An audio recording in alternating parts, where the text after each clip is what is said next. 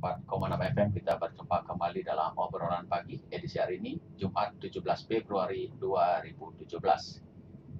Topik pagi ini, kisah menuju Singa 1. Kami sesungguhnya mengundang dua calon bupati, Bapak Dewo Nyoman Sukrawan, nomor urut 1, dan nomor urut 2, Bapak Putu Agus Suratnyane. Tapi tadi saya menerima SMS pesan singkat dari Pak Dewo Sukrawan bahwasanya beliau tidak bisa hadir karena mendadak ada acara ke Surabaya. Kita sapa dulu tamu kita, Pak Putu Agus Suratnyane. Selamat pagi, Pak Agus. Selamat pagi, Om Swastiastu. Assalamualaikum warahmatullahi wabarakatuh. Kepada seluruh pendengar Radio Guntur dimanapun berada. Gimana kabarnya, Pak? Baik. Selalu baik, Pak ya. Iya. 2 hari pasca pencoblosan, gimana? Ada situasi kondisi yang berbeda? Yang jelas, saya ada gangguan di perut sedikit ya, ada mindset sedikit ya. Ini buat saya lemas juga karena salah makan ya. Mungkin makan ini banyak anak-anak lawar aja semua, makanya ada gangguan sedikit. Tapi itu hal kecil lah. Tapi yang jelas, saya merasa bahagia dan berbangga kepada masyarakat Kabupaten Buleleng, benar-benar bisa menghargai proses demokrasi dan lihat situasi normal, landai-landai saja, dan ini sesuatu yang luar biasa buat Buleleng, sehingga mudah-mudahan kita tidak ditetapkan lagi menjadi zona merah setiap acara pilkada ya. Iya, Bapak tadi melalui statementnya Pak Dewo Sukrawan sudah menyampaikan ucapan selamat atas hasil yang sudah diraih dan dilaksanakan oleh penyelenggara pilkada di Kabupaten Buleleng. Komentar apa? Saya rasa kita berkompetisi untuk hal-hal yang sifatnya program selama ini. Tidak ada berkompetisi untuk hal-hal yang tidak konstruktif atau hal-hal yang saling menjelekkan. Saya rasa tidak ada. Sehingga secara pribadi kita nggak ada masalah.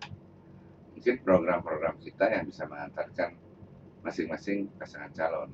Kita berpikir positif lah, walaupun ada riak-riak dari pendukung, ya baik pendukung saya maupun pendukungnya Pak Dewo yang bertindak di luar batas mungkin ya, seperti membuat selebaran di jalan. Tapi saya pikir itu hal yang biasa lah.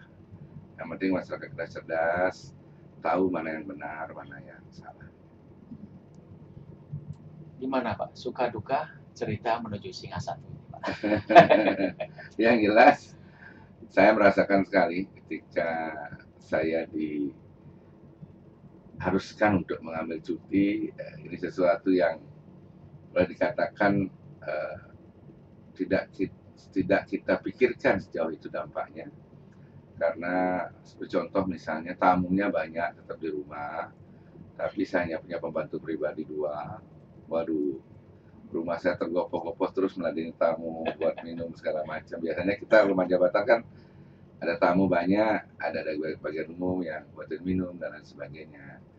Bukan masalah biayanya, tapi ini tergopoh-gopoh dan masyarakat berlomba-lomba ingin menyampaikan bahwa dia mendukung kami, pasangan nomor 2. Dari kadang-kadang saya baru bangun tidur itu masih gelap udah ada tamu.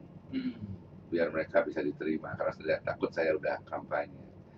Terus juga berkampanye atau pada hal-hal pidato yang materinya hampir sama ini membosankan juga, sehingga saya berusaha mengalihkan perhatian saya dengan menyanyi ya, membuat juk-juk yang membuat mereka tertawa.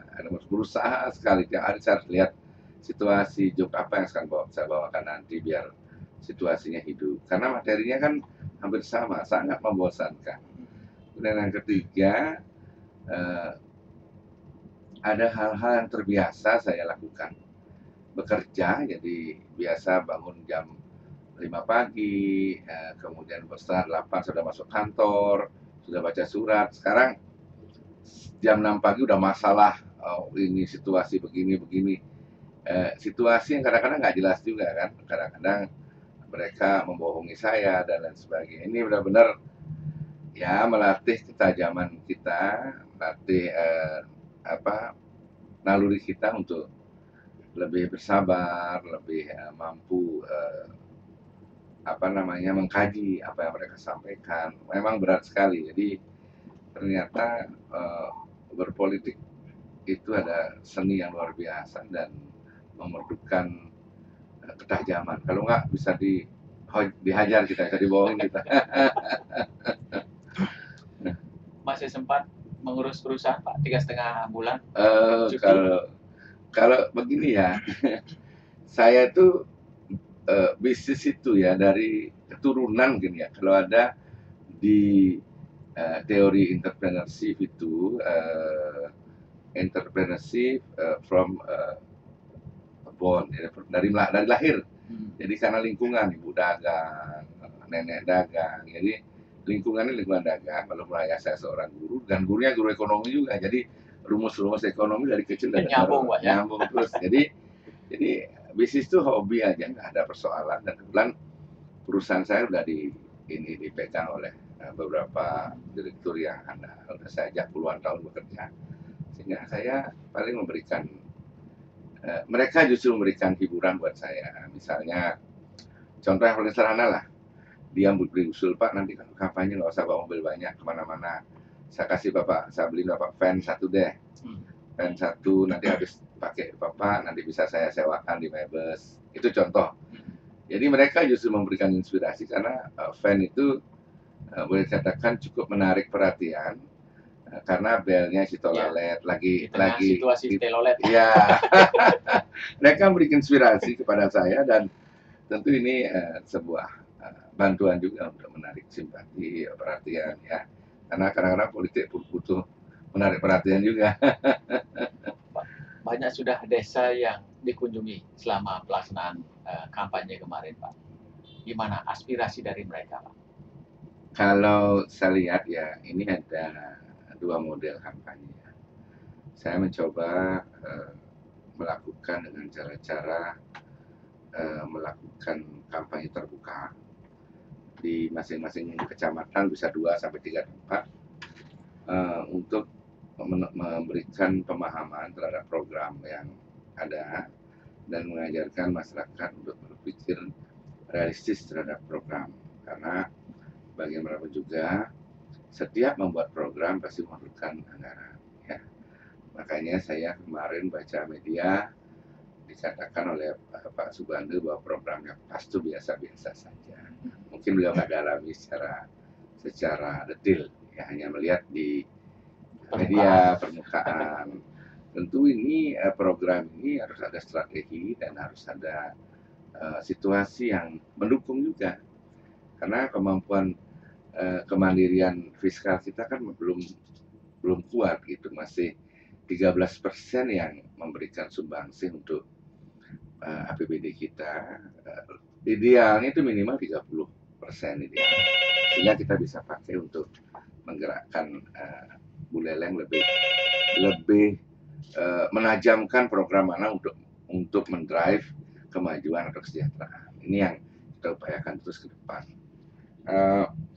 Masyarakat pada saat kampanye tanggapannya luar biasa, bahkan kadang-kadang berhujan-hujan masih mendengar saya pidato, karena mungkin kadang-kadang pidato saya lucu, kadang-kadang ada nyanyinya, ada joknya, Pak ya. Ya saya lihat hanya itu aja, tapi yang jelas dengan suara 68,16 ini saya lakukan sudah sesuai dengan aturan dan benar-benar bersih.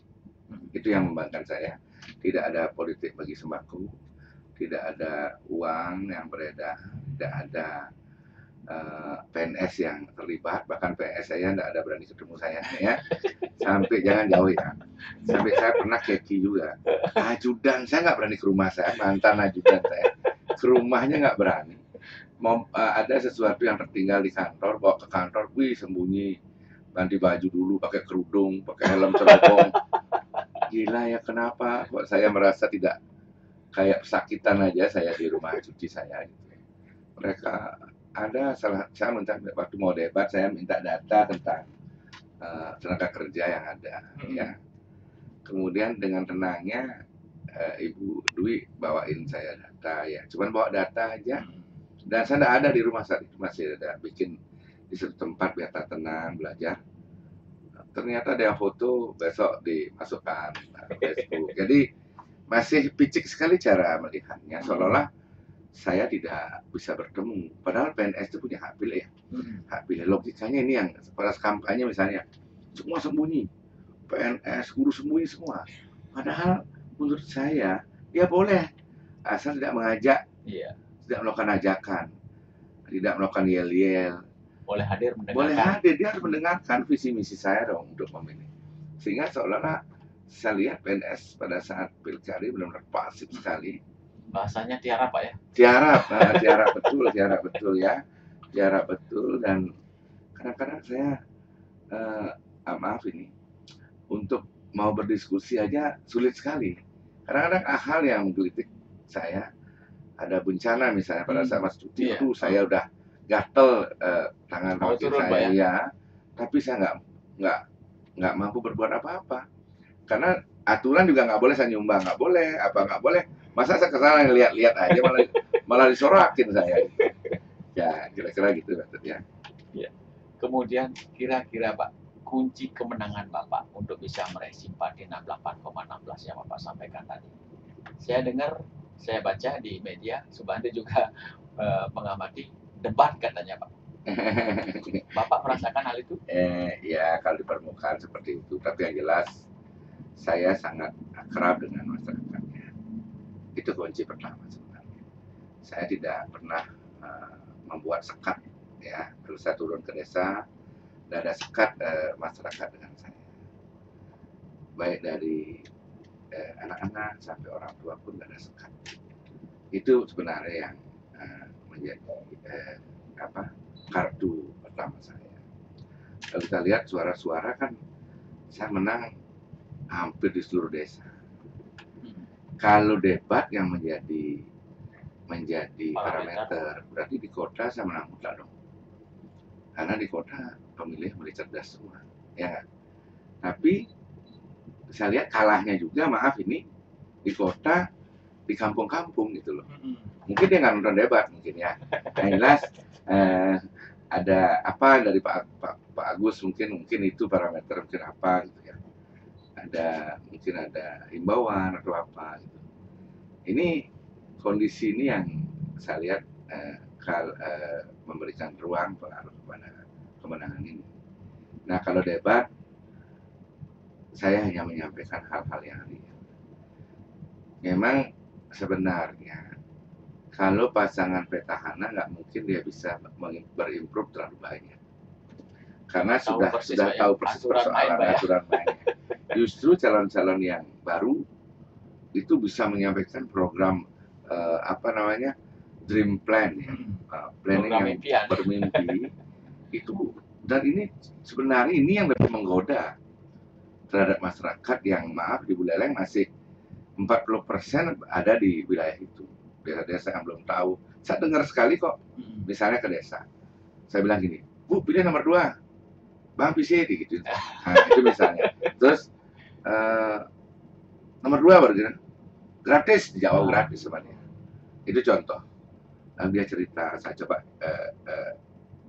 elaborasi, saya tanyakan, oh rupanya dia pengen dapat baju gratis, macam-macam gratis. Jadi program-program ini masih cukup memberikan ruang ya. Nah, kalau berdebat untuk hal yang real, ini mulai cerdasnya pasti saya dapat. Karena saya sampaikan hal yang sudah saya lakukan dan program-program yang realistis. Ya. Membangun Buleleng modelnya seperti apa. Ya. Iya. Kemudian Pak, tadi kemarin itu ada statement berencana mengelaborasi program dari Tridatu. Kira-kira di mananya Pak? Begini, saya lihat ini kan banyak yang sifatnya keinginan, ya, kemudian harapan dan slogan. Kalau dari beberapa program itu sebenarnya ada visi saya, ya nggak. Misalnya bicara investasi, itu di visi saya membangun Buleleng yang sejahtera, mandiri. Mandiri itu artinya bagaimana peran serta pemerintah dan masyarakat yang lebih partisipatif. Jadi sesuai kewenangannya, kan begitu intinya. Jadi bagaimana masyarakat pemerintah mendorong sebagai katalisator untuk masyarakat berinvestasi, memberikan ruang, membuka lapangan pekerjaan. Kemudian sejahtera. Sejahtera itu sebenarnya kalau kita artikan adalah bagaimana masyarakat bisa mendapatkan hak-hak dasar ya dari pemerintah, seperti pendidikan, kesehatan yang lebih berkualitas. Artinya kalau bicara kualitas pasti bicara kemampuan fiskal daerah. Ini harus secara gradual. Saya setuju. Ke depan kalau kita punya uang banyak seperti Badung, boleh kasih gratis-gratis.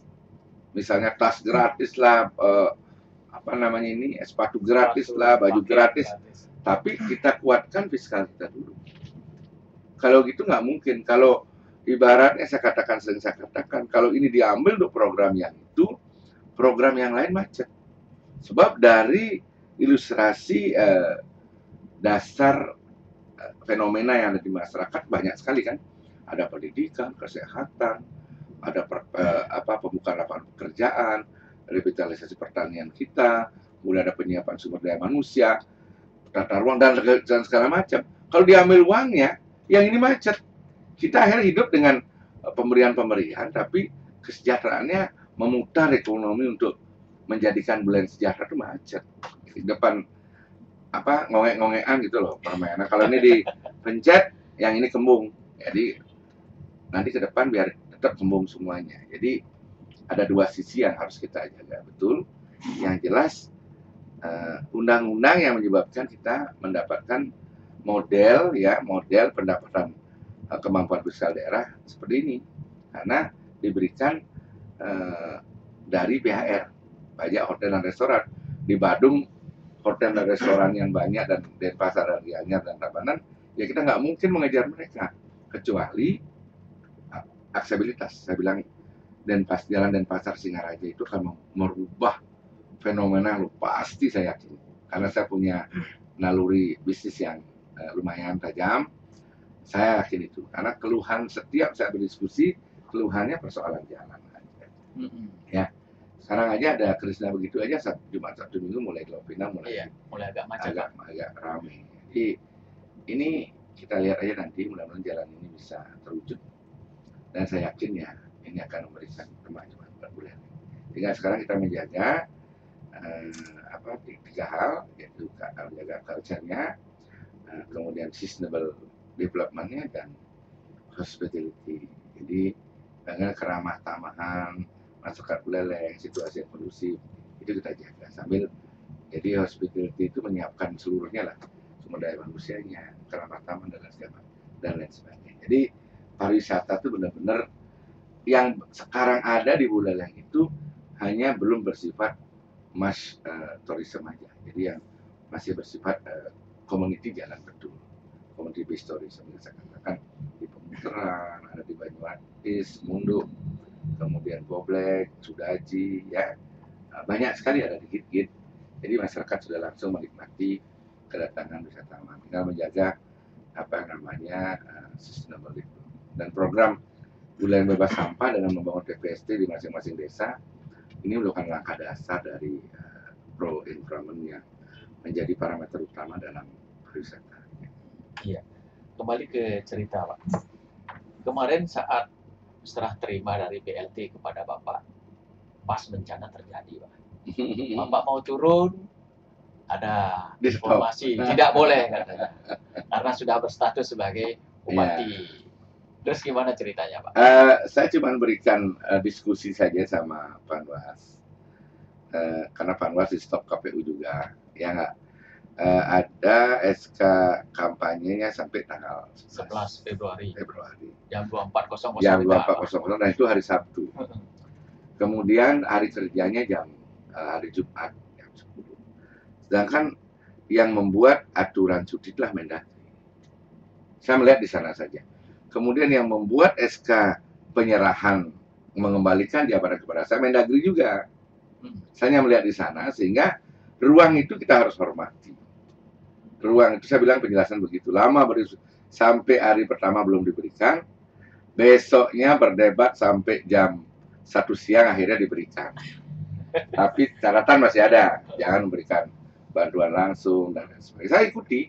Ya kalau memberikan bantuan itu urusan eh, apa instrumen, Dinas sosial. instrumen ya dinas sosial.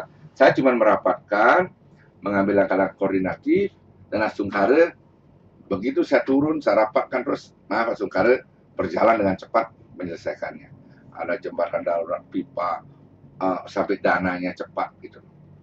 Ini kalau saya diamkan, maaf ini beda orang teknis, apa namanya, orang politik menyelesaikan dengan birokrasi pasti beda. Kalau orang politik pasti naluri ke masyarakatnya tinggi, jadi lebih cepat pasti mengambil kebijakannya. Oke, baik, sebelum kita lanjutkan di sesi berikutnya, kita break sejenak guna mendengarkan beberapa iklan berikut ini. Silakan rekan-rekan.